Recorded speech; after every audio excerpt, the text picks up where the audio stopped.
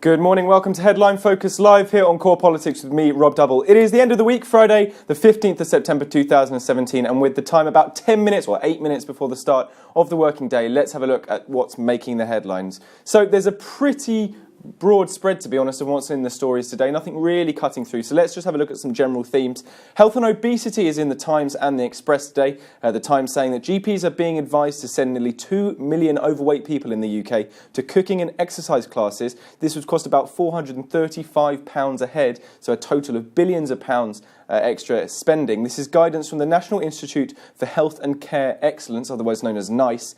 They're saying that the cost in itself, though it would be in the billions, would pay for itself within about 14 years by preventing thousands of cases of diabetes in the UK. Next up from the Express, similarly, they're reporting research from the University of Alabama, which says that people who are of a healthy weight are up to 40% less likely to develop high blood pressure, claims that shedding the pounds is more important to lowering blood pressure than actually giving up smoking or drinking.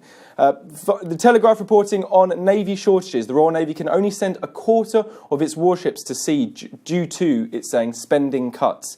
Claims only 13 of the Navy's frigates and destroyers can be deployed due to lack of manpower as well. The Telegraph is saying, is causing the Navy to struggle to protect British citizens. Just some news from this morning, which isn't in the papers because it happened after they went to print. North Korea has fired a ballistic missile across Japan. This comes after less than 2 weeks after their nuclear bomb test, which we reported on a couple of weeks ago. And also there's some breaking news. The BBC has just reported officials are investigating an incident on the District Line underground train at Parsons Green. This is in southwest London.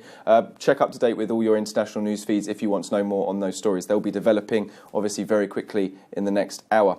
But let's look in focus at the big story of today, particularly in terms of politics. The Mirror and The Guardian. This is to do with NHS staff pay. Now, Unison are demanding a 3.9% pay rise to end the crippling effects of the pay cap, the public sector pay cap. The government has agreed to end the 1% public sector pay cap for prison and police officers, but they haven't extended this to NHS workers, and now the unions are effectively kicking off at this and saying, why not NHS workers as well? The Guardian is saying union wants an extra £800 per staff member to make up for the loss of earnings during the 7 years of austerity, and the Guardian is claiming that this rise for 1 million health workers would amount to about £3 billion extra funding the government would need to find.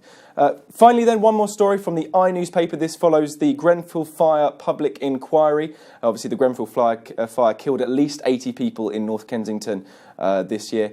Survivors feel that Chairman Sir Martin Moore-Bick, he's a former retired judge, was turning his back on them. That's a direct quote. The judge has refused to appoint a survivor to the panel, claiming it would affect the impartiality of the inquiry. And obviously they have got the reaction of the survivors of the Grenfell fire to the latest news on that. Pick up an eye if you're more interested in reading more. But that's pretty much it for today. You're up to date. Don't forget you can find the latest on everything we're doing on our social feeds, streams on Facebook and Twitter. But from me and all the team here at Core London Live, have a fantastic weekend.